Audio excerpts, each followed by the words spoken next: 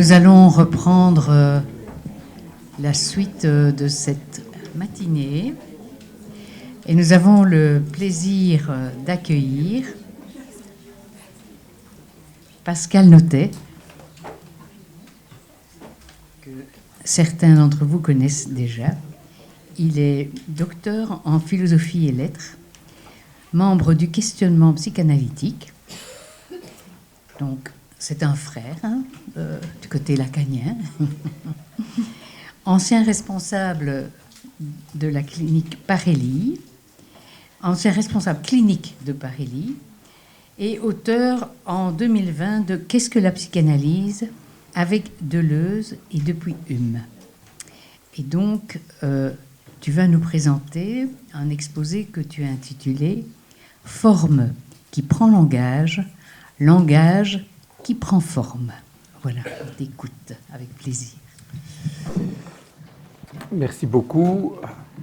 Merci beaucoup pour l'invitation, évidemment, qui m'honore beaucoup. Alors, je vais faire une toute petite introduction et puis développer cinq points. Je les nomme déjà. Premier point, problématisation de la question du langage. Deuxième point, problématisation du concept d'autrui. Le troisième point, la présentation d'une donnée clinique.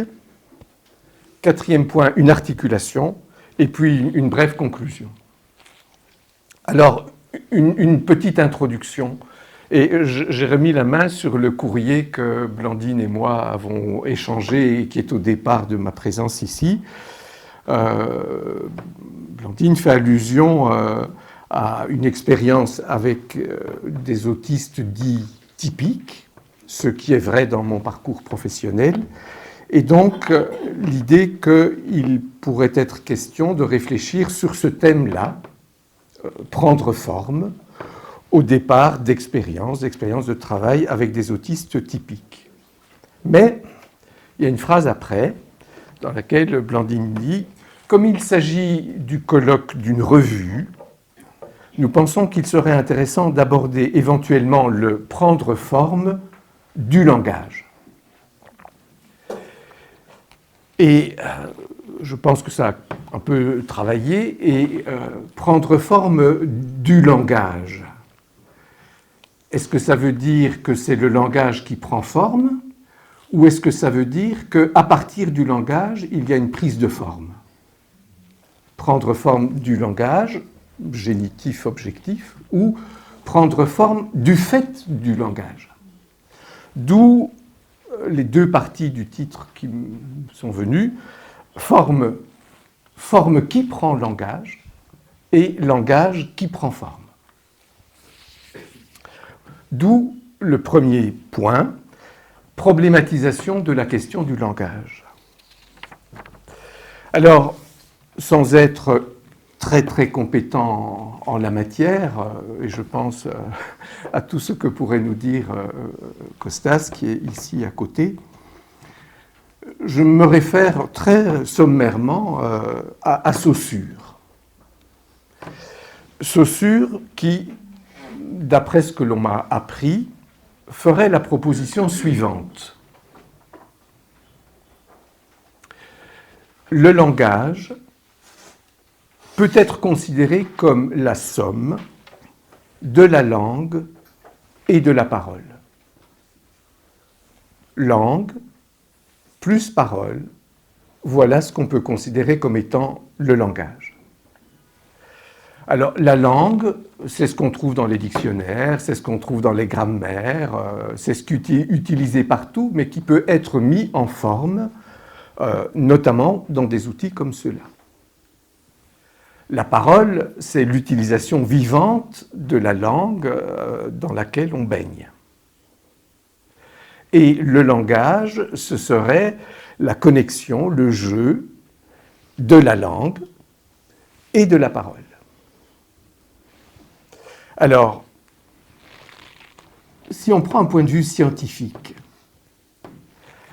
l'originalité et le saut, ou l'avancée épistémologique de Saussure c'est de dire, faire une science de la parole, c'est pas possible. Donc, faire une science du langage, ce ne sera pas possible non plus, dit-il. Par contre, on peut faire une science de la langue. Et effectivement, les grammaires, les dictionnaires sont déjà des prémices d'une science de la langue. Et c'est comme ça que la linguistique est mise sur pied comme science. La linguistique, c'est une science de la langue, en sachant qu'on la coupe de la parole et qu'il n'y aura pas de science du langage. Bon, je pense que comme analyste, cette mise en page peut nous toucher, nous convoquer. Alors, Blandine rappelait que, voilà, pour des raisons hasardeuses, entre autres, il se fait que je suis entré dans le champ de la question psychanalytique plutôt par Lacan. Et Lacan s'est saisi de cette proposition de Saussure, évidemment pour la renverser. On connaît le personnage. Et donc, Saussure nous dit, on peut faire une science de la langue, on ne peut pas faire une science de la parole et on ne peut pas faire une science du langage. Lacan va renverser le propos et il nous dit, dans un texte célèbre de 1953, « Fonction et champ de la parole et du langage », il va essayer pendant des années et des années, jusqu'à ce qu'éventuellement le souffle lui soit retiré ou coupé, il va essayer d'une certaine manière, au nom de la psychanalyse, d'essayer de produire une science de ce dont Saussure nous a dit qu'il n'était pas possible de faire une science. Une science de la parole et du langage, laissant la linguistique aux linguistes.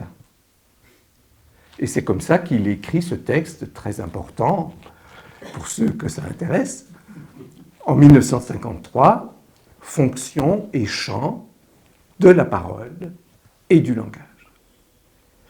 Et donc, ce haut personnage de la psychanalyse propose que la psychanalyse essaye d'être une science de la parole et du langage. Alors, cela étant, je propose, c'est une proposition sans doute à examiner, à regarder de près, à secouer, mais qu'on pourrait peut-être, sur cette question du langage, l'aborder, je dirais, selon trois dimensions possibles. La première dimension, que je référerai plutôt à Freud, et qui est très importante, où le langage, dans le champ freudien explicite, est quand même explicitement constitué notamment de représentations de choses et de représentations de mots, deux notions absolument essentielles dans le champ freudien. Le langage, dont on se saisirait depuis ce matériau qu'il nous présente comme représentation de choses, comme représentation de mots, je crois qu'on pourrait entendre ce langage-là comme essentiellement pris dans une dimension sémantique. Quelle va être la signification de ces représentations de choses et de ces représentations de mots? Même si on ouvre la question de l'inconscient, quelle sera la signification de ce jeu par l'inconscient des représentations de choses, des représentations de mots? Quand Freud nous dit que le rêve est une voie extrêmement importante pour avoir accès à l'inconscient, de quoi un rêve est-il fait? Surtout qu'un rêve, nous n'y avons accès que parce que nous le racontons, il est éminemment fait de représentations de choses et de représentations de mots. Et j'associerais cela a une dimension sémantique, de signification. Lacan, je ne vais pas insister là-dessus, propose une notion qui n'est pas si simple que ça à comprendre, mais la proposition que je fais serait la suivante. Plutôt que de considérer que le langage est essentiellement fait de représentations de choses et de représentations de mots, il propose, c'est sa donne épistémologique à lui, il propose de considérer que le langage serait essentiellement fait de ce qu'il appelle signifiant. Et il nous introduit, et il n'arrêtera pas de nous introduire, à une logique du signifiant. Proposition qui me vient pour distinguer et pour voir le décalage, mais peut-être aussi les emboîtements entre Freud et Lacan, je proposerais de considérer que l'abord du langage tel que Lacan nous le propose serait plutôt de l'ordre d'une sémiologie que d'une sémantique, d'une logique du signifiant plutôt que du jeu des significations. Surtout si la question est celle de l'inconscient. En un troisième temps, en tout cas dans mon parcours de lecture, dans mon parcours de travail, je pense alors à Deleuze et Guattari, qui vont prendre encore les choses d'une autre façon, et ce qui viendrait pour eux au lieu de la question du langage, ce serait, sur un mode extrêmement matérialiste, le jeu de ce qu'ils appellent matière et forme. Et en ce sens-là, on se trouve à rencontrer le titre même de cette matinée. Matière et forme. Alors, et vous verrez, je pense, les échos avec la présentation de Pablo sur la question de l'architecture. La proposition de Deleuze et de Guattari, notamment, c'est de dire jamais il n'y a de la matière sans qu'il y ait de la forme.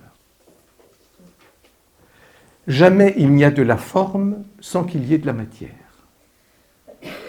On peut faire une distinction entre les deux, mais quand vous croyez avoir affaire à de la matière, demandez-vous quelle est la forme dans laquelle cette matière est déjà prise.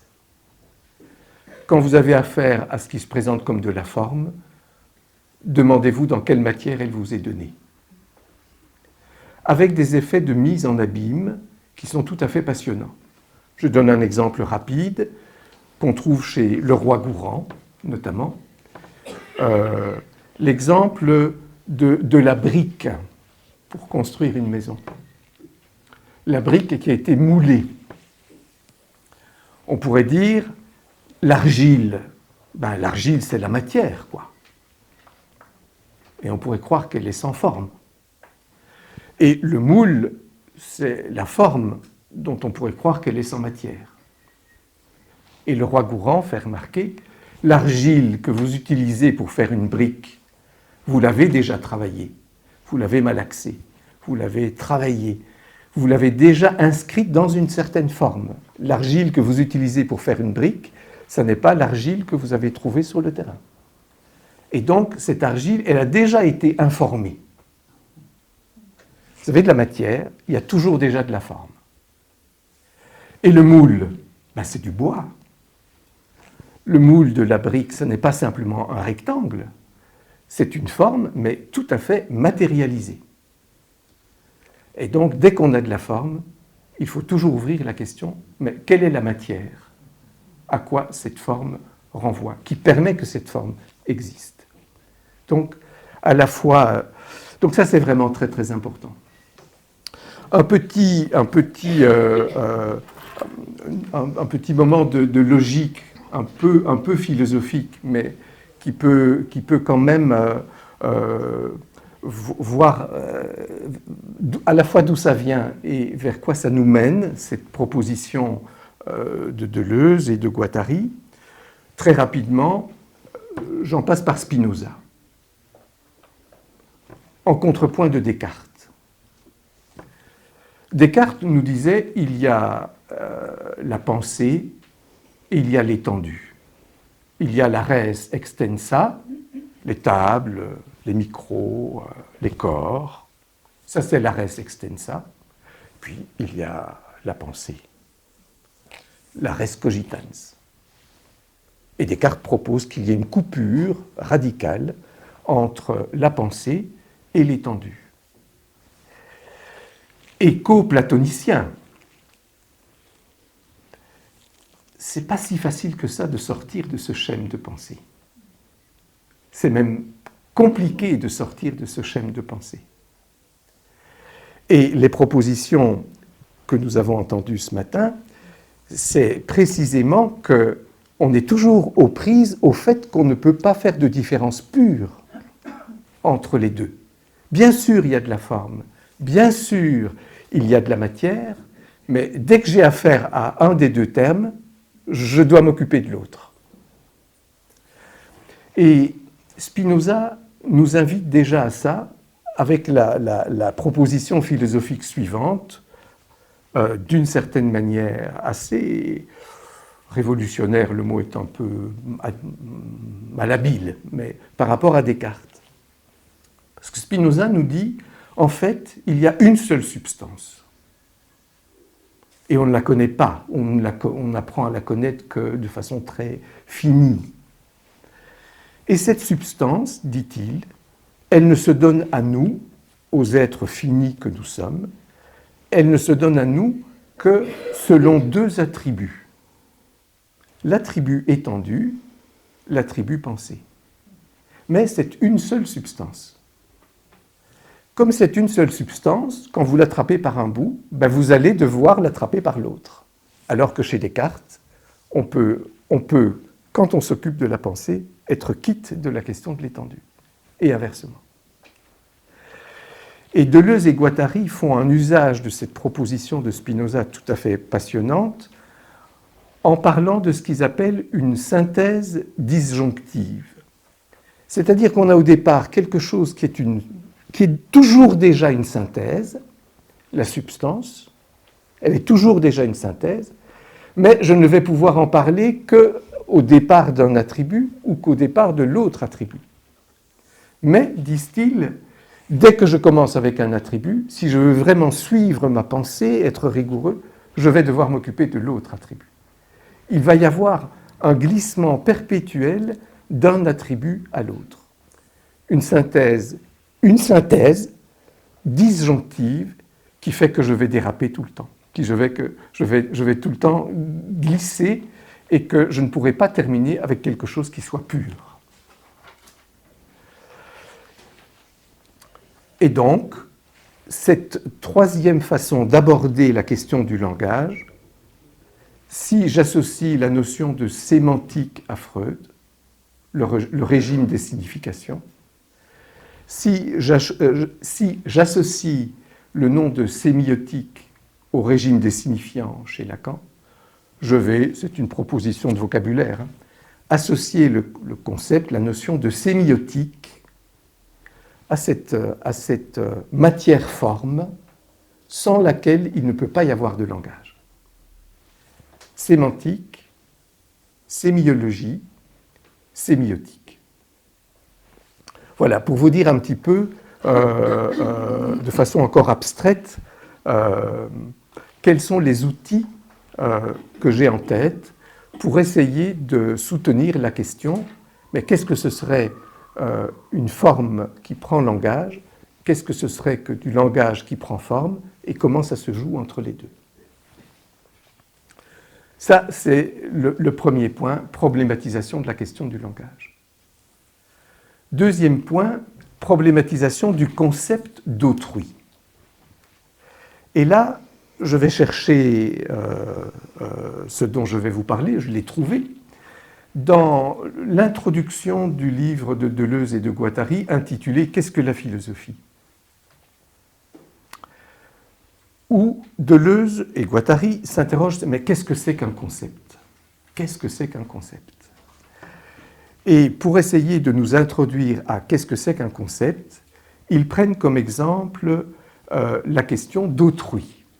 ce qui est quand même tout à fait remarquable. Ils ont l'air de faire ça comme ça, l'air de rien, dans les premières pages. Bon, ben, on va prendre la question d'autrui pour problématiser la question du concept. On est dans 1991, je pense, alors que la question d'autrui est une question majeure. Enfin, on ne peut pas penser à Lévinas, on ne peut pas penser à toutes ces questions-là qui sont extrêmement aiguës. Et donc, ils prennent le risque de problématiser qu'est-ce que c'est qu'un concept à la faveur de cette question. Et, ayant Descartes dans le dos, comme c'est toujours le cas, ils disent, bon, Descartes, il nous a appris à réfléchir avec la distinction sujet-objet. Je suis un sujet et j'ai en face de moi un objet.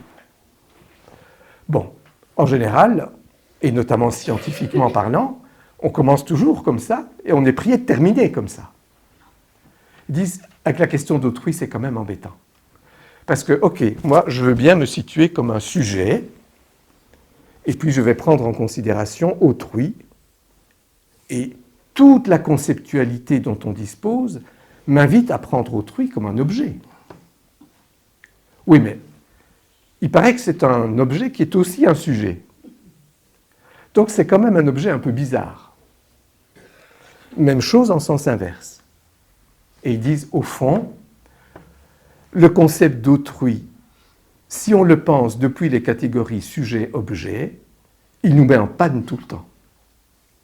Et peut-être que le travail du concept, c'est de se donner les moyens de penser ce qu'il y a lieu de penser en changeant d'outil, en changeant de concept. Et donc, qu'est-ce que ce serait que penser autrui, mais pas en commençant avec la distinction sujet-objet, même pour lui tordre le cou. Et ils font la proposition suivante.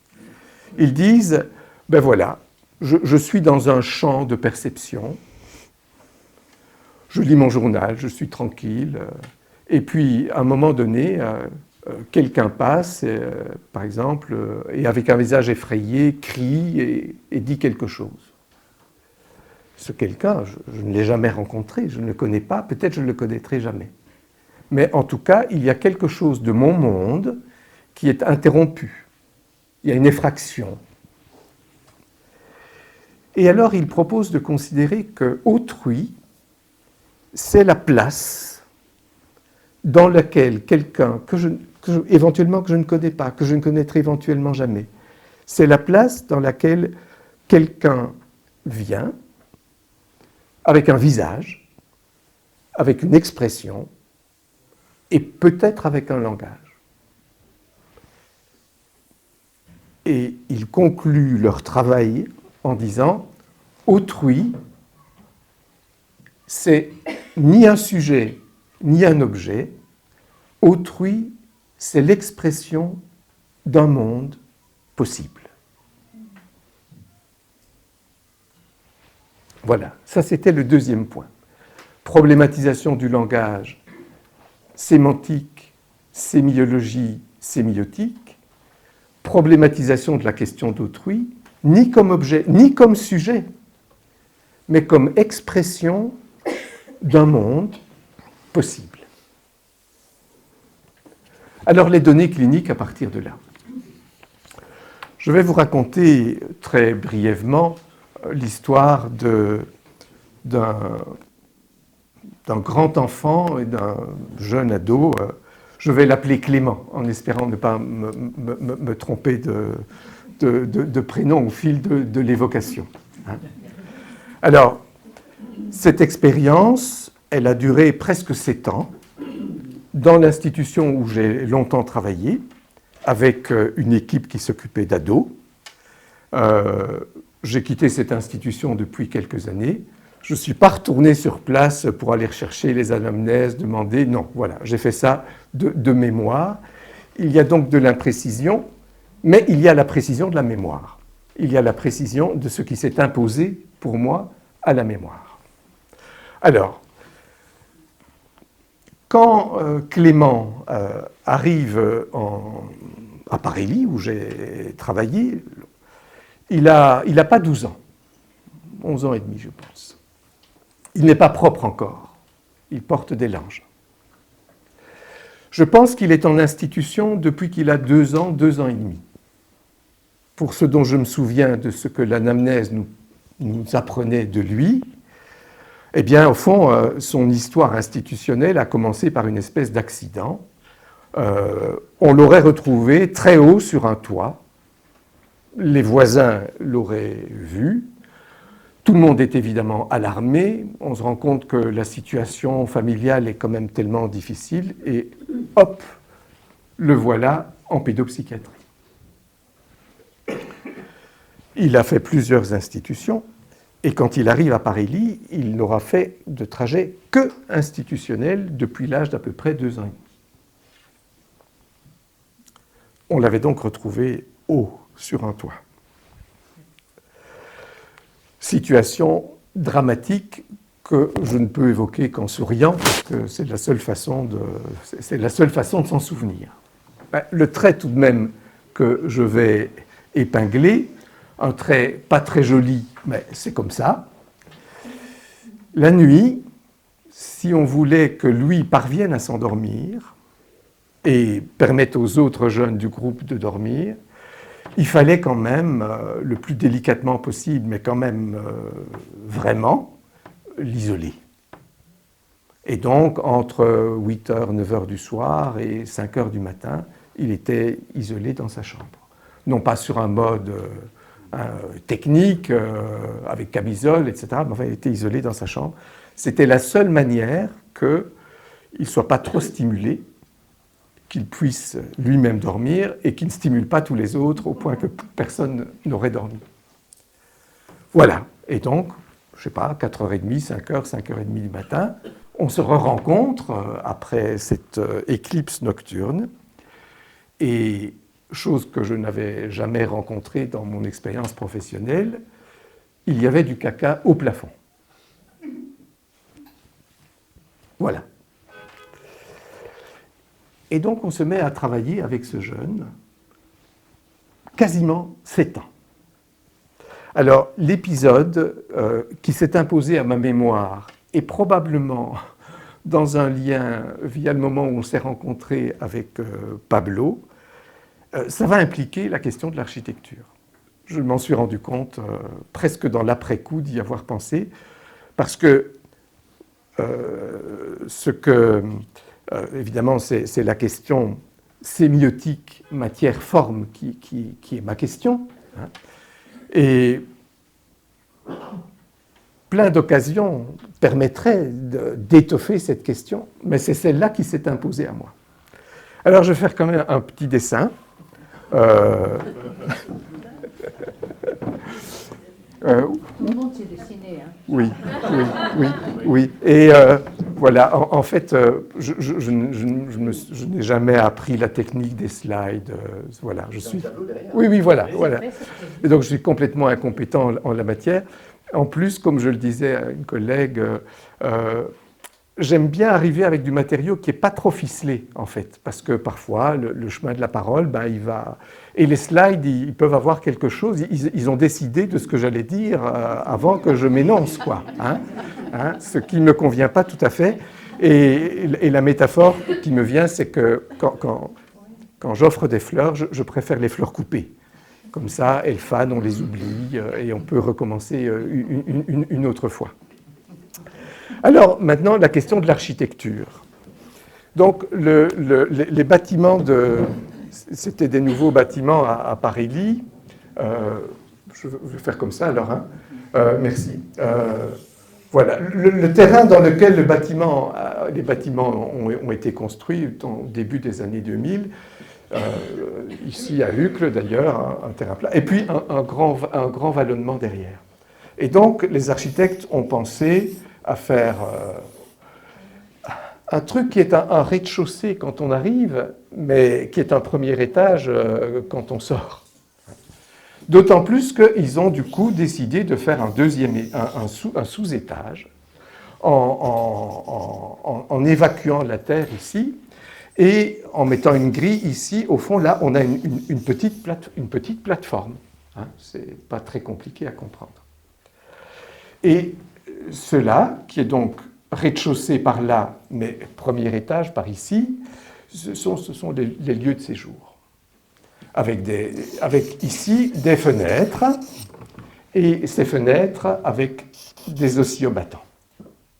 Et puis ici, des fenêtres aussi, bien sûr. Là, c'est le lieu de séjour, et là, ce sont les chambres, en fait, qui donnent un peu sur le jardin. Mais étant donné la population, étant donné les jeunes qu'on accueille, tout ça est bien fermé. Y compris ici des grilles qui font qu'on peut aller sur cette espèce de petite terrasse, mais c'est quand même fermé, sinon tout Uccle va être embarrassé. Alors, que se passe-t-il avec notre ami Clément ? Une de ses occupations majeures, qui pouvait durer des heures et des heures, ça n'étonnera pas ceux qui connaissent la clinique avec l'autisme typique, c'est de prendre des choses qui peuvent être déchirées, qui peuvent être découpées, et de faire des morceaux tout pleins. Et il nous avait fait comprendre que c'était vraiment quelque chose qui le passionnait, et à l'occasion d'un atelier ou l'autre, il avait réussi à utiliser des ciseaux, et donc il pouvait passer des heures et des heures à découper toute une série de matériaux qu'il rencontrait. Les cartons de lait, par exemple, ou les bouteilles en plastique, au point que c'était une telle passion chez lui que il fallait souvent être très attentif quand on entrait dans la cuisine, par exemple, parce qu'il savait, dans une communauté, il y a beaucoup de cartons de lait, il y a beaucoup de bouteilles en plastique vides. Ouais, il passait par la porte, il allait chipper tout ce qu'il pouvait sauvagement pour pouvoir le découper. Même chose avec les containers à l'extérieur de l'institution. On l'a retrouvé une fois, parce qu'il était allé plus vite que nous, dedans, au milieu de tous les plastiques, etc. Et donc, il nous a fait comprendre qu'on avait quand même intérêt à lui fournir ce matériel, sinon il n'allait pas, lui, pouvoir faire son travail, en fait. Et donc, régulièrement, on lui donnait ce matériel avec des ciseaux. Et très souvent, c'était à terre, accroupi à terre, avec beaucoup d'attention, beaucoup de soin, beaucoup de concentration. Il découpait son matériau. Et on voyait, il avait l'air de sélectionner, on ne sait pas très bien ce qu'il faisait, mais visiblement, il avait l'air de faire quelque chose. Et puis, à un moment donné, on lui disait, on lui avait appris petit à petit à mettre ça dans un contenant à la fin. Et souvent, ça se terminait par jeter tout en l'air. Voilà. Et donc, on continue à apprendre à travailler avec lui avec nous. Et à un moment donné, il a découvert qu'il y avait un oscillobattant à la fenêtre. Et ce qui a commencé à le passionner, c'est que tous les morceaux qu'il faisait, il était très intéressé à les jeter par la fenêtre. Lesquels morceaux arrivaient sur la terrasse. Avec ceci que c'était sa chambre. Et que de sa chambre, il pouvait voir en un temps deux les morceaux qu'il avait découpés et qu'il avait jetés depuis le premier étage. Il nous a fallu du temps, nous, pour rendre compte de ça. Et notamment, comment est-ce qu'on s'en est rendu compte ? C'est que, comme ça avait lieu avec beaucoup de papier, au fil des jours, avec les pluies, avec tout ce qui peut se passer en Belgique, l'état de la terrasse, là, était quand même pas présentable, quoi. Et donc, les ouvriers de l'institution, un beau jour, décident, presque ex cathedra, comme ça, avec plein de bonne volonté, bien sûr, on va faire propre, quoi. On va nettoyer. Et on se rend compte que notre ami Clément est furieux. Quelque chose qui lui appartenait avait été pris. Quand on s'est rendu compte de ça, alors on a discuté avec les ouvriers en disant, bon, désormais, Uccle ou pas, propre ou pas, et donc il fallait respecter ce travail. Et donc il a continué. Je fais c'est pas vraiment une parenthèse, c'est plutôt un parallèle. C'est que un jour, nous avions accueilli dans l'équipe une étudiante de la Cambre, je crois, qui faisait de la photographie.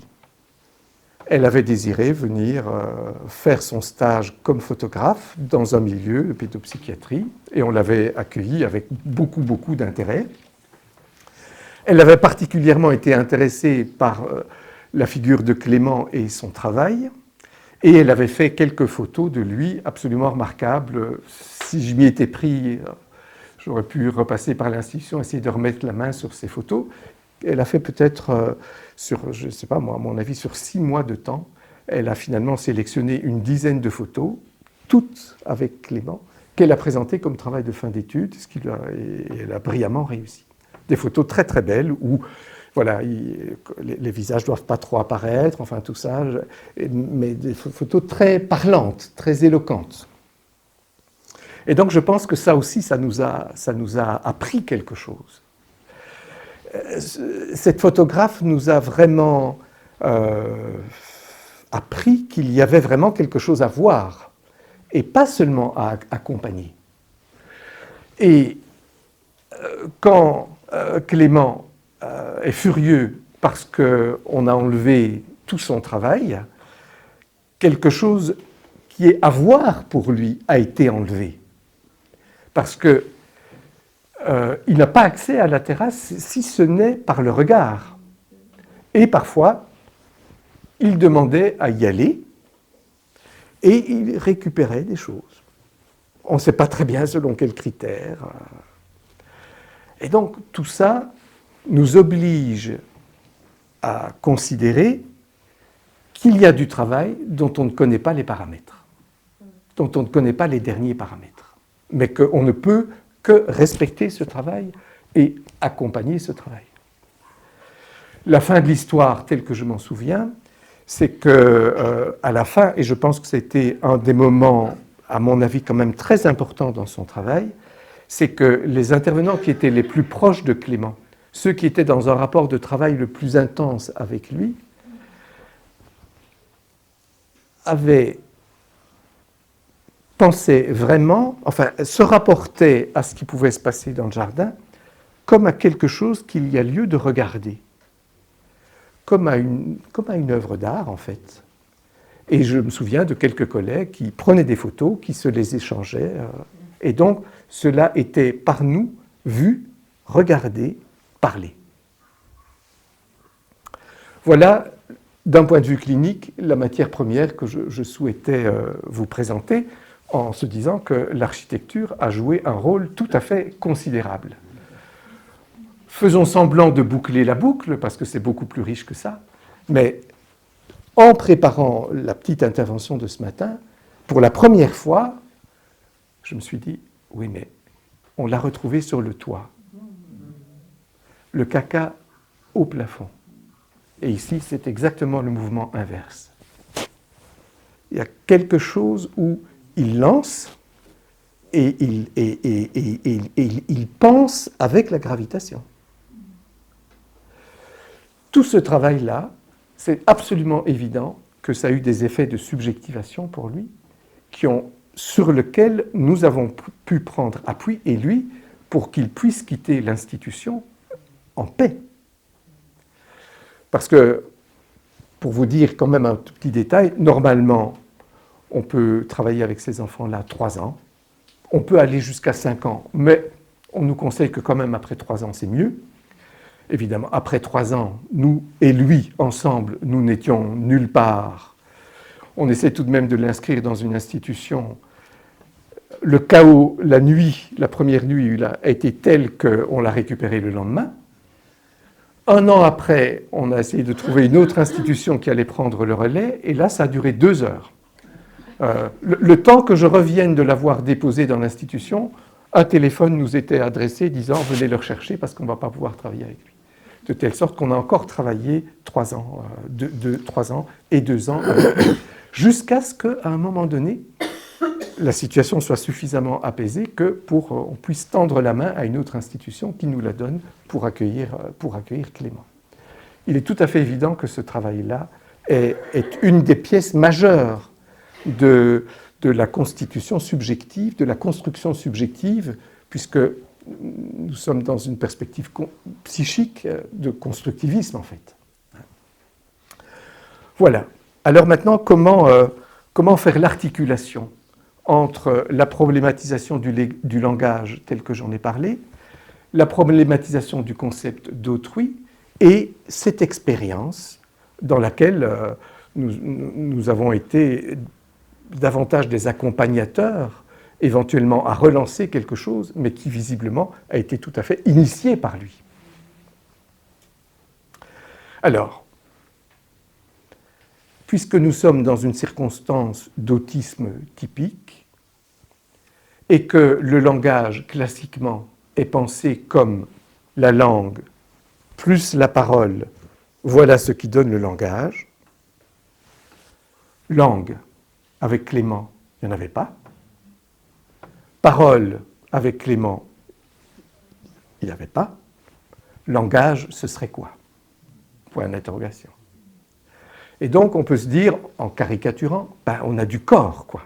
On a du corps vivant, on a du corps qui peut affecter, qui peut être affecté, comme dirait Spinoza, mais nous sommes devant l'énigme la plus complète. Et donc, tout le travail thérapeutique, c'est qu'est-ce que ça pourrait être que le devenir langue de ce corps? Qu'est-ce que ça pourrait être que le devenir parole de ce corps? Qu'est-ce que ça pourrait être que le devenir langage, inscription dans le langage de ce corps vivant, affectant, affecté. Alors, du côté du devenir langue, ce que le corps nous présente comme matière première, comme matériau, c'est évidemment ce jeu matière-forme, depuis une synthèse disjonctive qu'on ne peut pas ne pas faire. Tout ce... la matière qu'il prend, elle est déjà informée. Il va l'informer pour en faire une autre matière. Il y a une circularité entre la matière et la forme qui ne cessera pas de se déployer. Depuis la scène originaire dans la chambre, en passant par les cartons découpés, par mise en boîte, par lancer en l'air, par passer par l'oscillobâton, par récupérer sur la terrasse, par choisir, etc. Donc, il y a un jeu de matière-forme qui ne cesse pas de... Je pense à Spinoza. Spinoza qui nous dit, au fond, quel est le sens quel pourrait être le sens de notre existence? Qu'est-ce qu'on peut se donner comme point de fuite dans l'existence? Et Spinoza propose ceci, il nous dit augmenter notre capacité d'affecter et d'être affecté. Est-ce que nous avons quelque chose d'autre à faire avec notre existence que d'augmenter la capacité d'affecter et d'être affecté? Il est dans ce travail. Il est dans ce travail.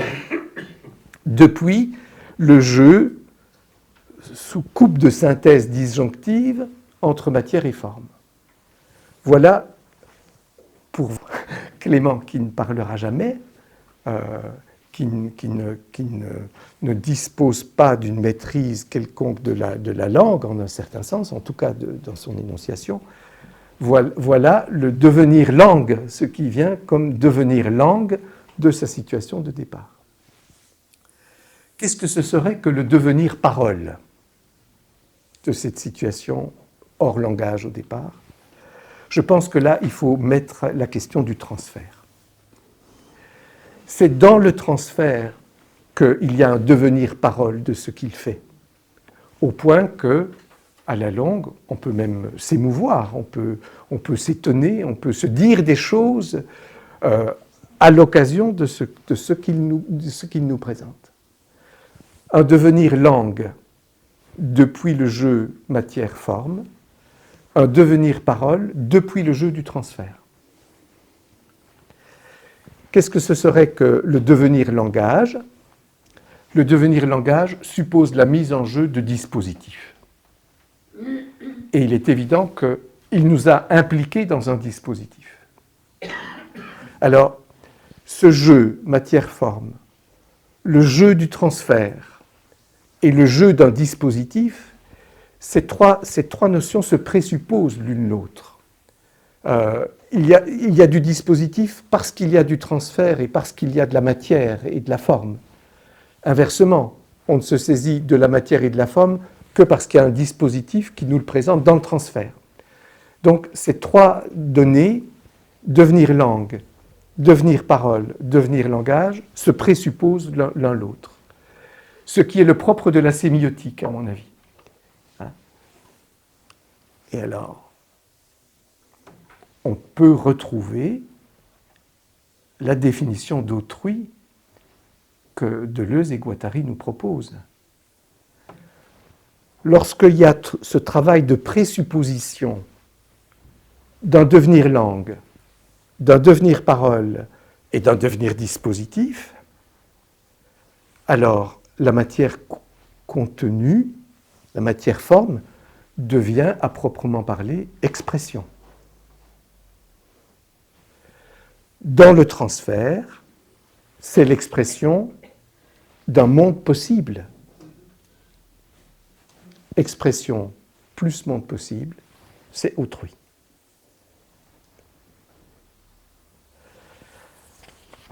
Voilà l'articulation. Et la conclusion qui me vient, elle est la suivante. Grâce à la psychanalyse, je pense, et à ses ajouts et à ses collègues psychodynamiques, si je peux dire, grâce à la psychanalyse, une situation comme celle de Clément nous montre que, je vais faire un paradoxe, qu'il est possible, grâce à la psychanalyse et consorts, il est possible de soutenir une production de subjectivité, des processus de subjectivation, sans qu'il y ait analyse.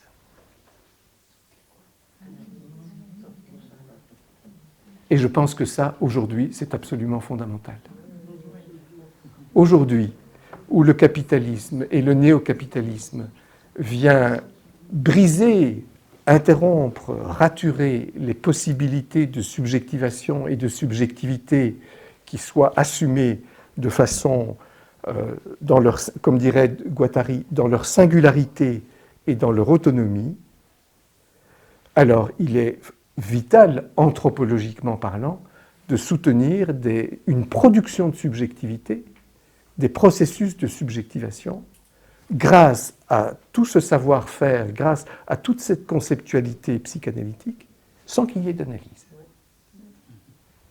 Et c'est ce qu'on attend de l'architecture.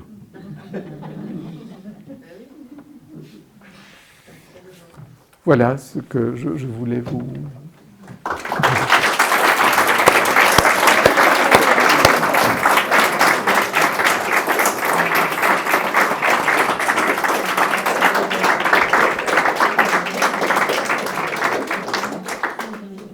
Un immense merci Pascal, on est vraiment subjugués et moi je dois dire que je suis très conquise par la définition de l'autrui comme Guattari l'a proposé et ça va encore bien nous faire réfléchir.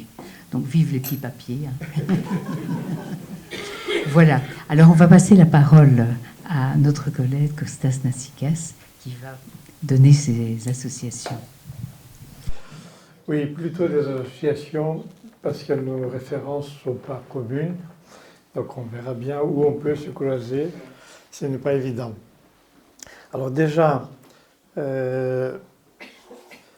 l'histoire de chaussures par laquelle vous commencez, et je pensais même, quand j'ai vu votre titre, que ce serait non pas forme qui prend langage, mais forme qui devient langage.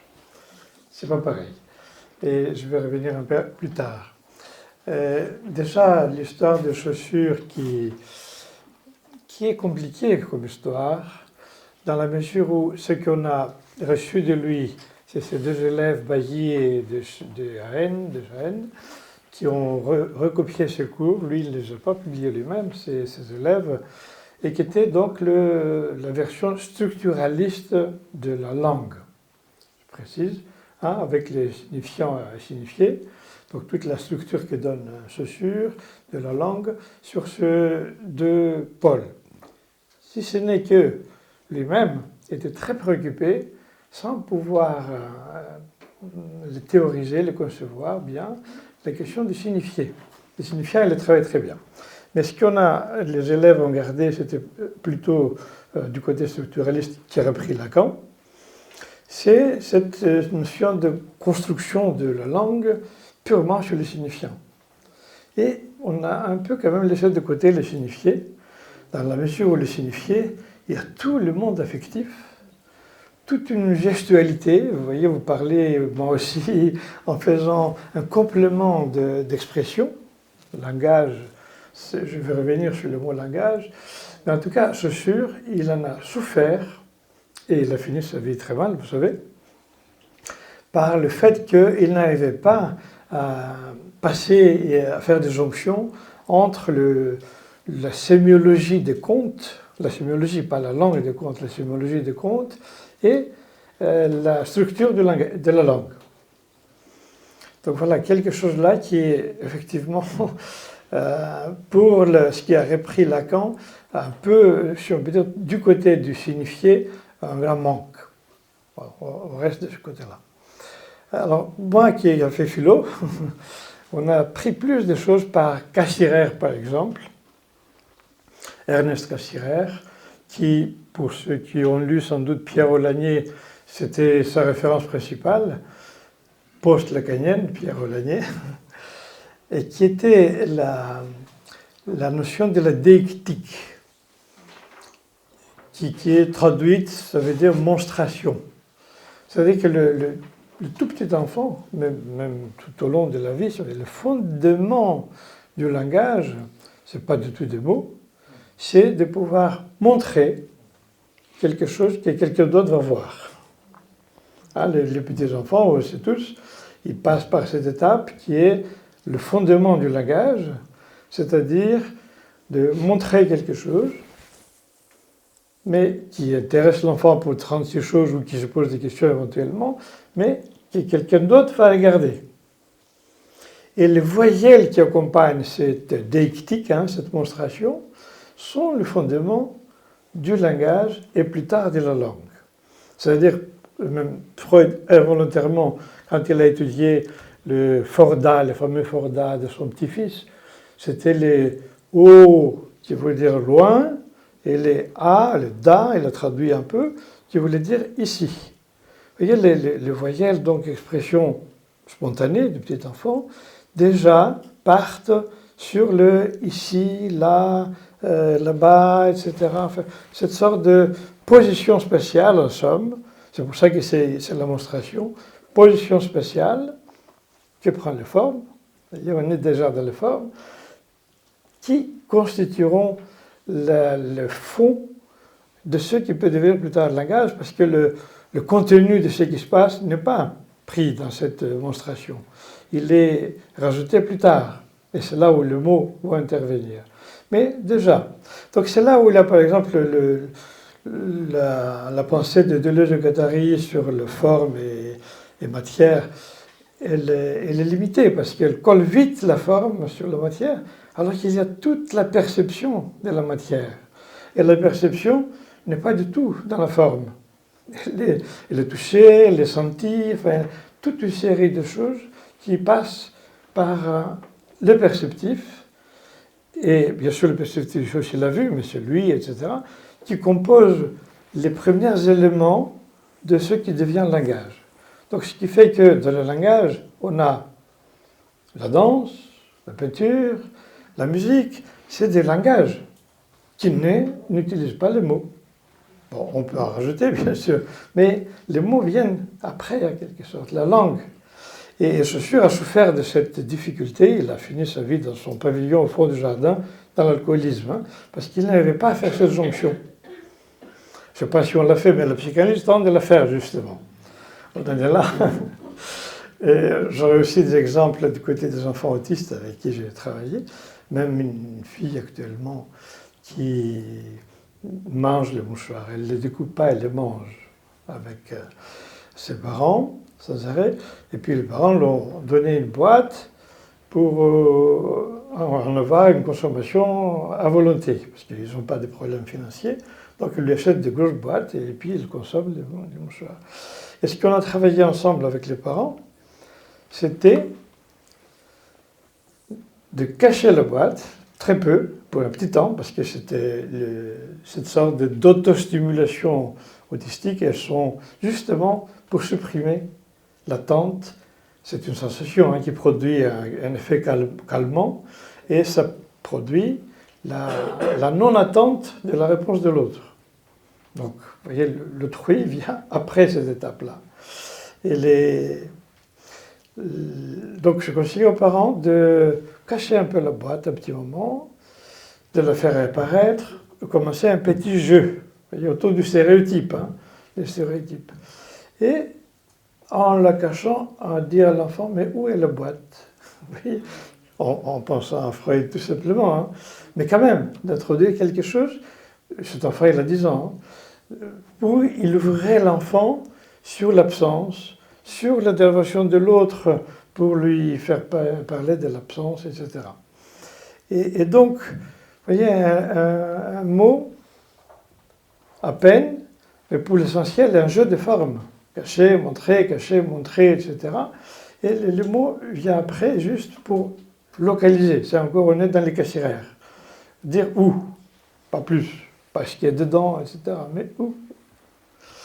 Et c'est une ouverture, effectivement, à la langue, mais en intégrant peu à peu, vous voyez, de la forme au langage, en intégrant les formes par lesquelles la monstration, etc., passe, pour arriver à mettre un peu du contenu dans ce qui s'y passe.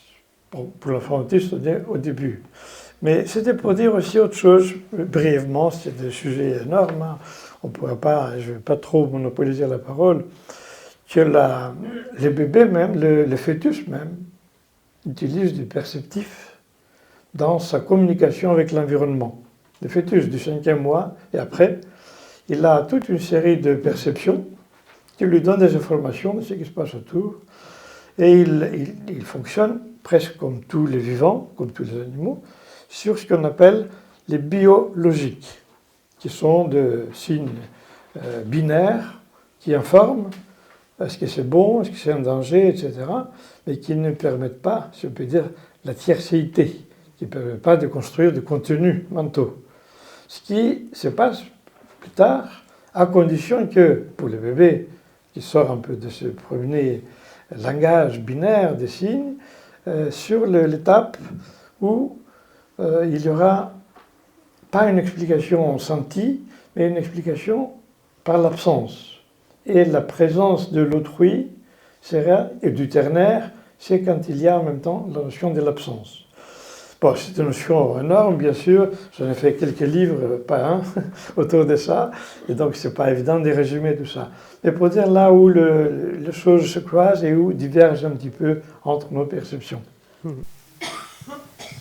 Merci beaucoup, Costas. Alors, est-ce que tu voudrais répondre un petit peu à ce qui vient d'être dit? Oui, pour faire écho, en fait, plutôt que répondre.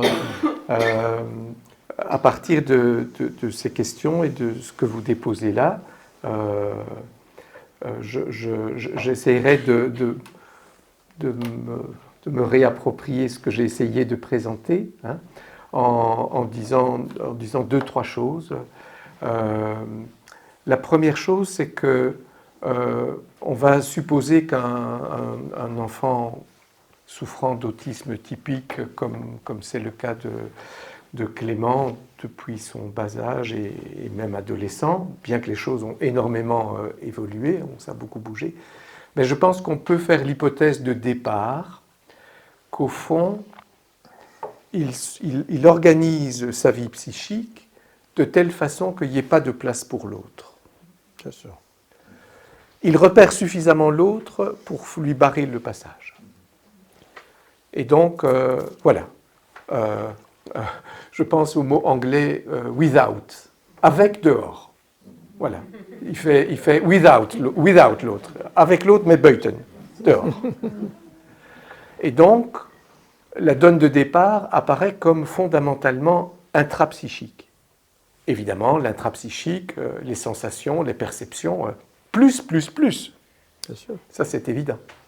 Et qu'au fond, la question que je posais, c'est la question d'autrui. C'est comment est-ce qu'on va pouvoir se constituer comme autrui pour lui, et comment est-ce qu'on va pouvoir le constituer, lui, comme autrui pour nous, si, avec l'autre, il a d'abord dit « without ». Et la question du langage suppose autrui. La question du langage suppose autrui. Et ce que je crois avoir essayé de pister un tout petit peu, et précisément en essayant d'aller en amont de la sémantique, où il y a de l'autre. Bien sûr, la sémantique. En amont de la sémiologie, où il y a aussi de l'autre, d'aller dans une zone qui pourrait peut-être être thématisée comme sémiotique, alors que l'autre n'est peut-être pas encore là. Et alors, ça me fait penser pour dire alors ce qui m'a travaillé sans doute par un biais un peu différent, mais qui sera peut-être parlant, c'est sur la question du transfert, tel que Freud, d'après ce que je crois avoir aperçu, la thématise. Si je ne me trompe, ça se dit, nous en avions une fois parlé avec Jean-Paul, ça se dit Übertragung, si je ne me trompe, transfert. Et je crois qu'on trouve ça dans l'esquisse, mais il faudrait vérifier, et dans la lettre à Fliess, et dans les premiers écrits de Freud, c'est qu'au fond, il y a un transfert intrapsychique. Quand une écriture psychique est reprise comme une autre écriture psychique, quand quelque chose de la perception est l'occasion que s'écrive une image, jusqu'à ce qu'il y ait des mots, il y a un transfert intrapsychique, en même temps que la question du transfert, c'est le jeu du rapport avec autrui.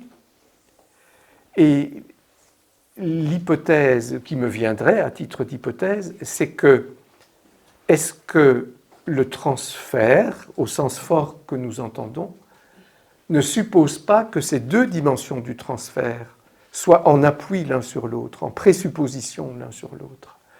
Il n'y a de transfert intrapsychique que parce qu'il y a du transfert intersubjectif.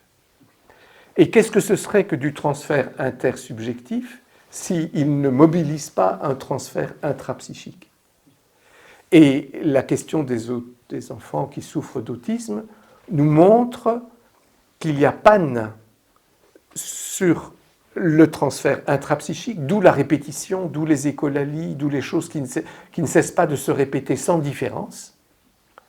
Panne du côté d'un transfert intrapsychique, panne du côté du transfert intersubjectif puisque la route vers l'autre est barrée, et du coup, forcément, panne dans ce qui pourrait être une présupposition de l'un par l'autre.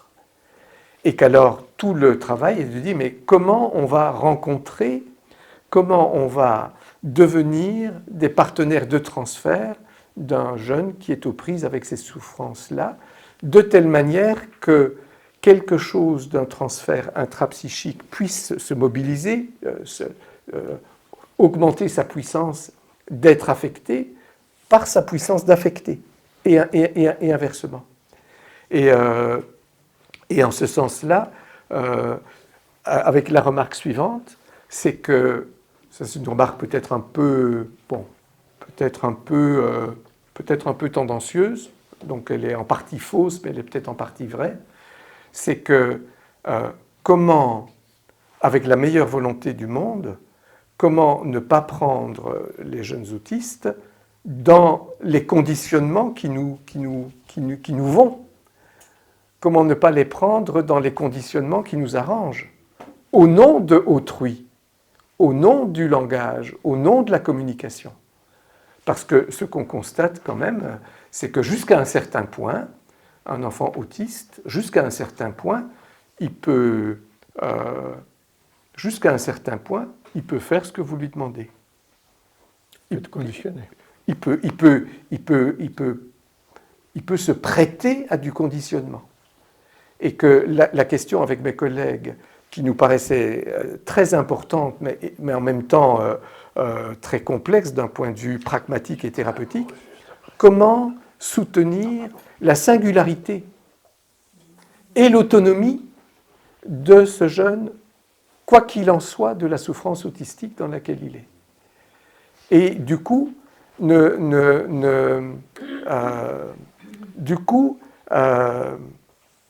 le travail s'engage, je dirais presque d'abord depuis lui avec nous, pour que éventuellement ça puisse être depuis nous avec lui, dans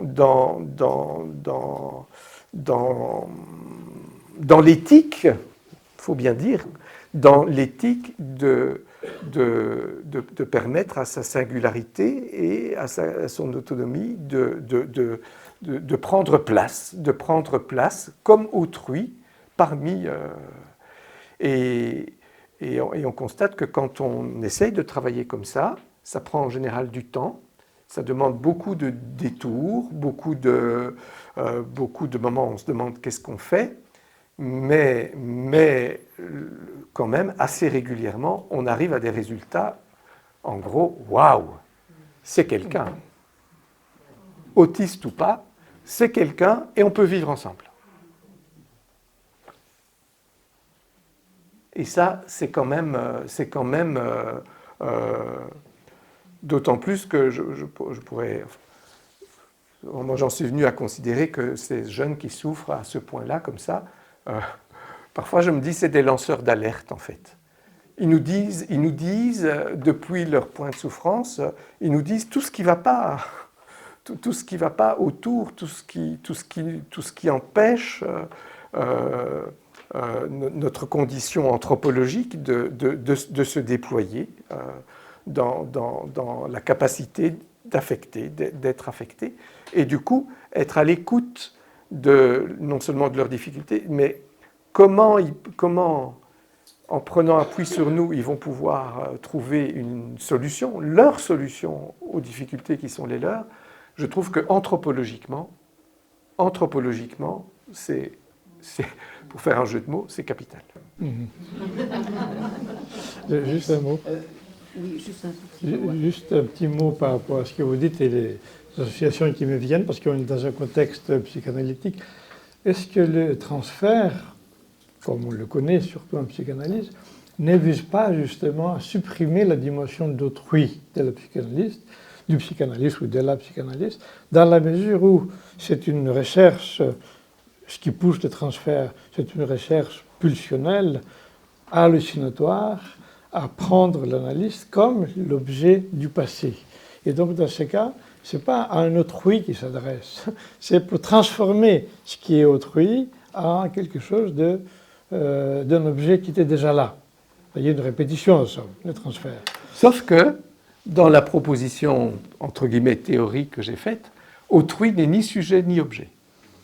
Autrui, c'est la place où peut s'exprimer un monde possible.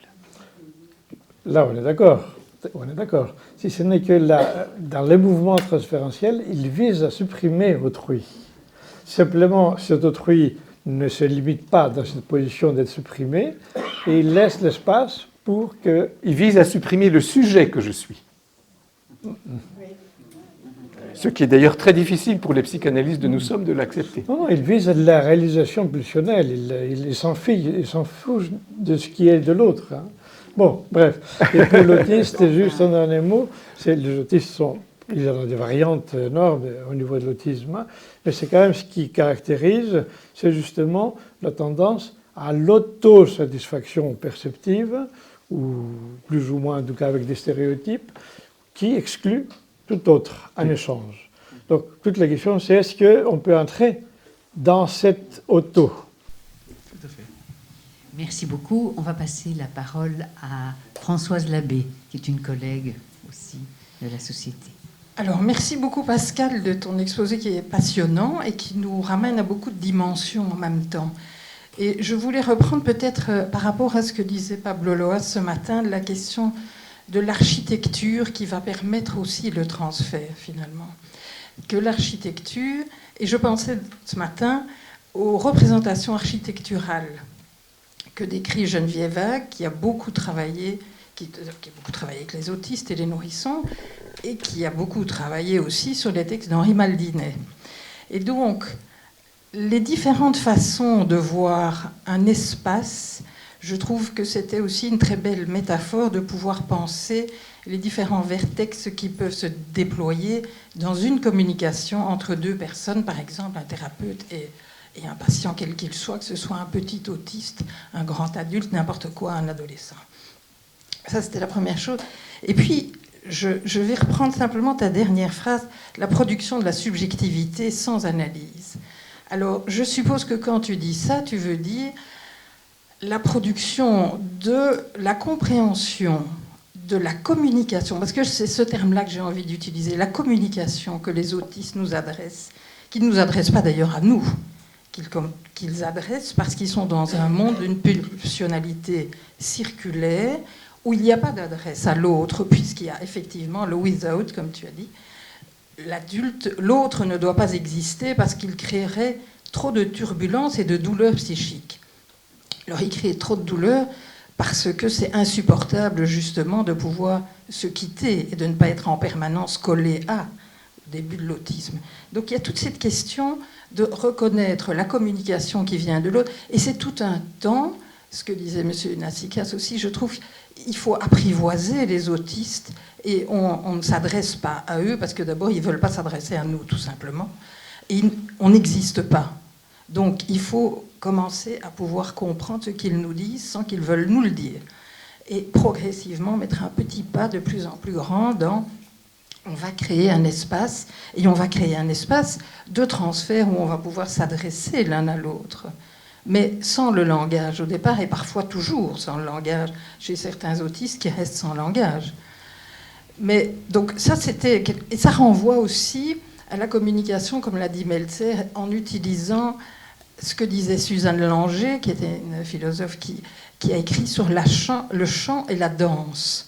Et ça renvoie aussi à l'univers du nourrisson et de toute cette communication qui se passe entre le fœtus et le ventre de la mère et l'univers extérieur au travers de la mère.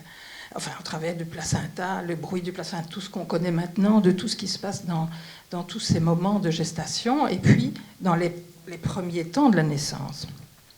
Donc il y avait cet apprivoisement pour pouvoir reconnaître aussi toutes les qualités artistiques de l'enfant autiste, parce qu'il est aussi merveilleux, ce que tu disais par rapport aux photos de cette jeune personne qui était venue faire ses photos pour son travail de fin d'études, la beauté qu'on peut reconnaître, et là aussi on retrouve ce que dit Maldinet, la beauté au travers de ce que fait l'autiste, c'est fondamental. Et toute la question derrière ça, du complexe esthétique et de tout ce que Meltzer a développé là-dessus. Mais la première question, c'est de comprendre ce qu'il faisait en jetant ces formes, qui n'étaient pas informes, qui étaient des formes qu'il crée, d'en haut pour les retrouver en bas. Ce sont les prémices de la première permanence. Et c'est contre ces aspects-là que les angoisses tourbillonnaires et les angoisses fondamentales de l'autiste viennent s'insérer pour lutter contre la permanence et la peur de la perte de la permanence.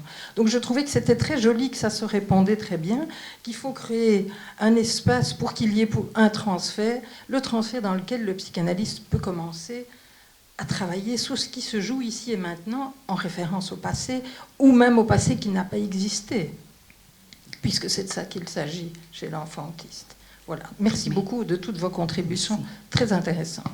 Est-ce que tu voudrais réagir? Non, pas. Arlette.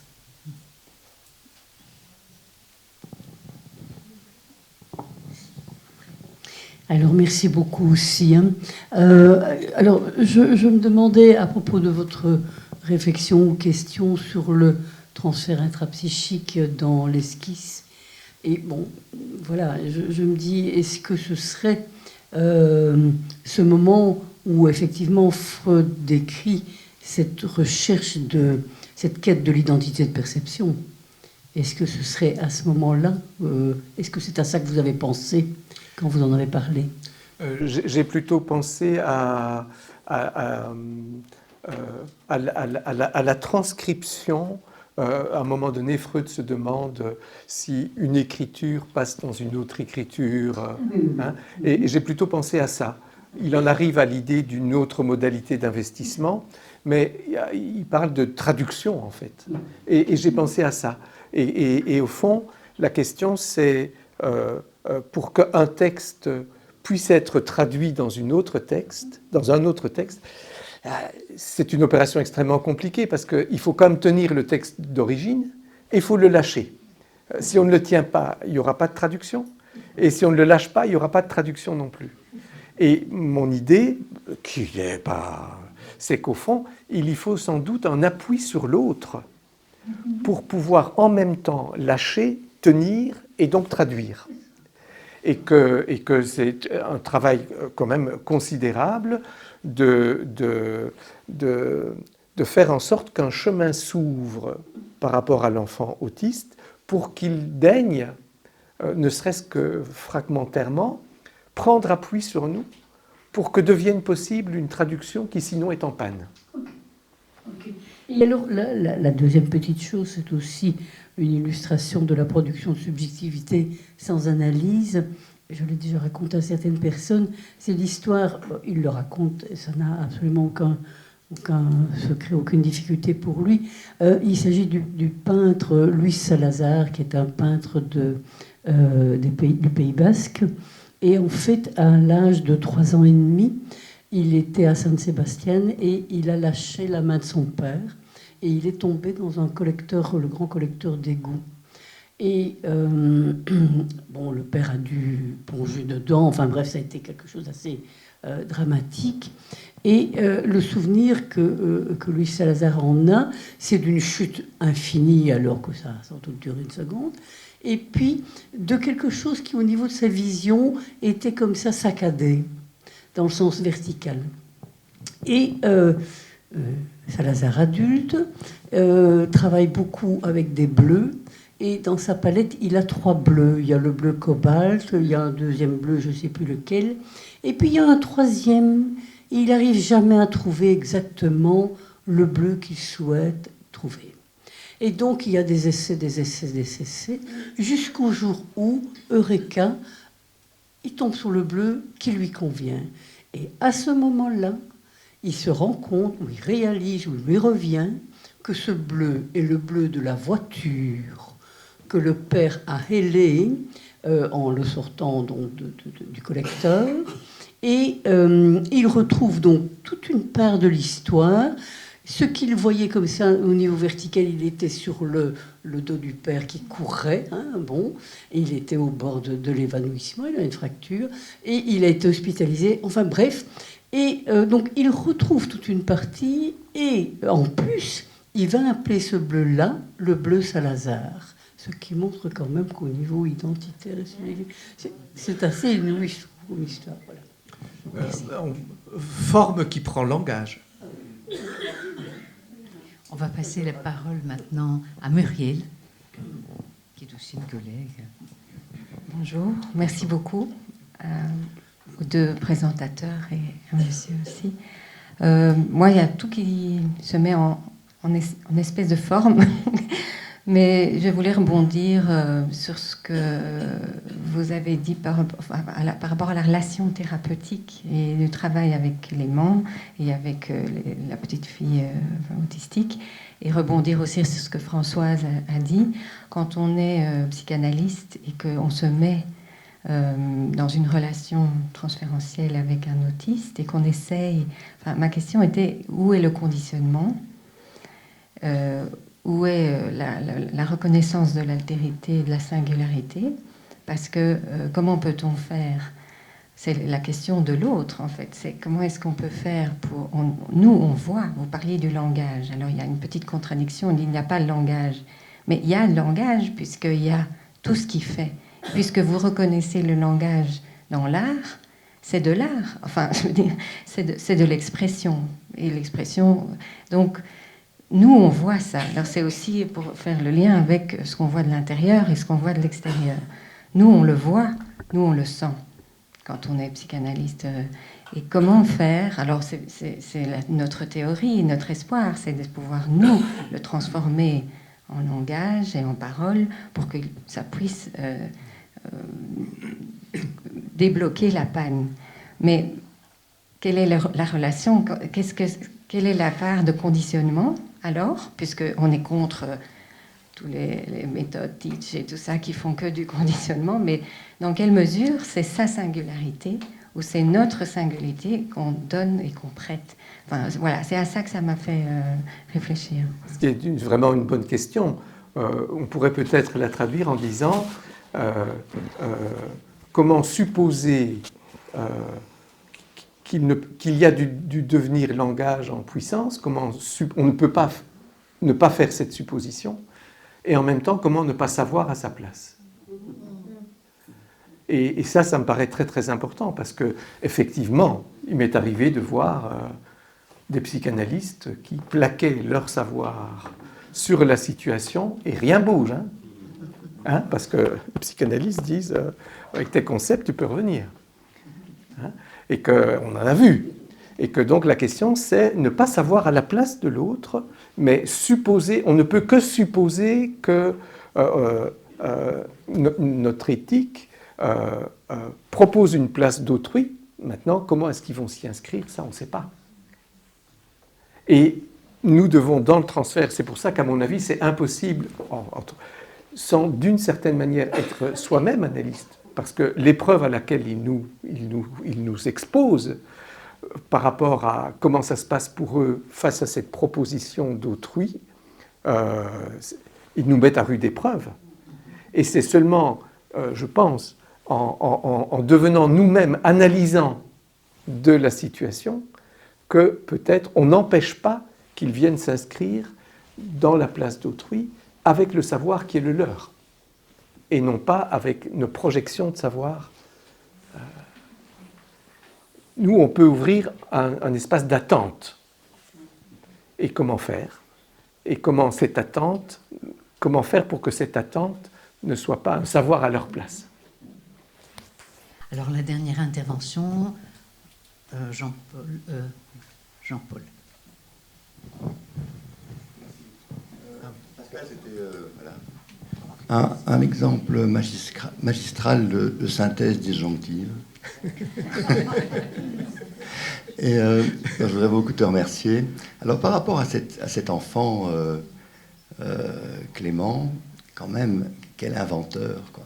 Quel inventeur. Parce qu'au fond, en tant qu'autiste, il n'a pas accès au jeu de la spatule.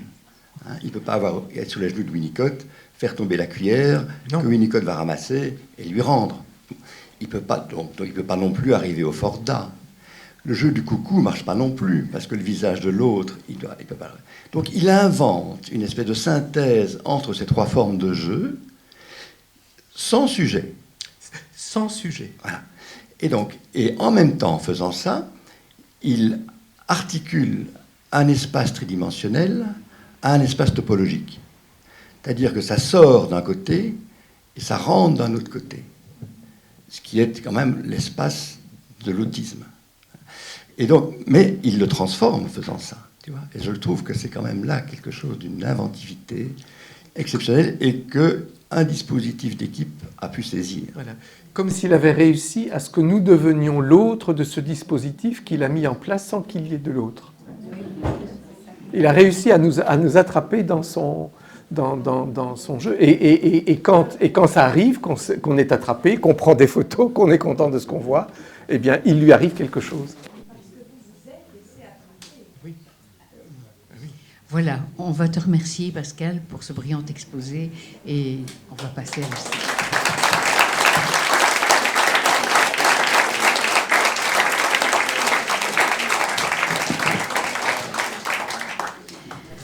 Alors, on va de nouveau demander à notre slameuse, Clémence Enflamme, de nous dire un autre de ses slams. Et je précise que ces slams, celui de tantôt, maintenant, ce sont des slams de sa propre composition. Oui, on m'a posé quelques fois la question. Ce sont des textes originaux. Le slam a cette contrainte obligatoire. Et aussi le fait d'être en dessous de 3 minutes normalement. Alors j'ai un peu dérogé à la règle avec le premier texte. Celui-ci va être un peu plus court. J'en profite puisque je papote un peu pour répondre à une autre question qui m'a été posée plusieurs fois. Si vous voulez retrouver mon travail, donc mon nom de scène c'est Clémence en flamme. Donc vous pouvez me retrouver sur mon site, sur YouTube, sur Instagram, si vous voulez réécouter certaines choses. Voilà.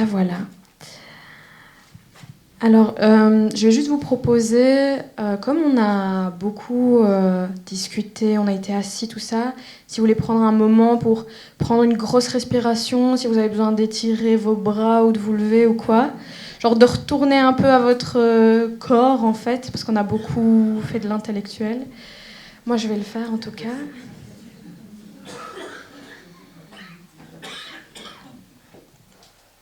Voilà, et je vais profiter de votre attention pour vous faire une confession. J'ai cette confession à vous faire, c'est que j'ai jamais offert de fleurs à mon père. Je lui ai jamais expliqué dans quoi je voulais faire carrière. Ça fait des années que je lui ai plus fait de câlins avec les bras serrés derrière. Ça fait des années aussi que mes je t'aime ne sont plus vraiment sincères. Je vous dis pas ça pour faire ma thérapie, mais parce que je me demande où ça a dérapé, où notre amour a commencé à finir en charpie, et puis par quel trou il a bien pu s'échapper. Et surtout pourquoi, quand tu vois pointer ma moue, tu me dis « arrête de pleurer ». Je crois qu'on t'a pas appris l'amour, et ça, c'est une bonne raison de pleurer. Je crois qu'on t'a pas appris qu'une fleur, pour que ça pousse, faut lui parler, mais parfois,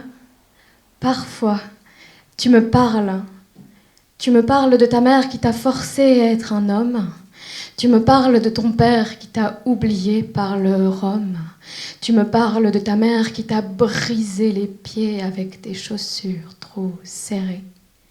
Avec son cœur en cactus, et puis tes pieds en lotus d'or. Alors dehors, je peux pas m'empêcher d'imaginer des toutes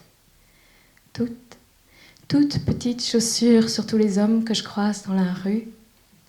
Je peux pas m'empêcher d'imaginer qu'un truc les torture, alors que m'imagine sans doute toute nue. Ah, je vous dis pas ça pour faire ma thérapie, mais parce que je me demande où ça a dérapé. Pourquoi nos hommes sont toujours en charpie, comme s'ils avaient été mal rempotés dans des toutes petites godasses qui les empêchent de pousser, de pleurer ou même de parler. À part pour certains, pour nous traiter de connasses hystériques, de grognasses psychotiques, et puis parfois nous assassiner. Ouais, c'est difficile de trouver des excuses. Quand c'est vrai que moi non plus, j'ai pas eu assez d'engrais, mais j'aurai toujours ce très très grand regret. Cette chose que j'ai jamais su faire. J'ai jamais offert de fleurs à mon père.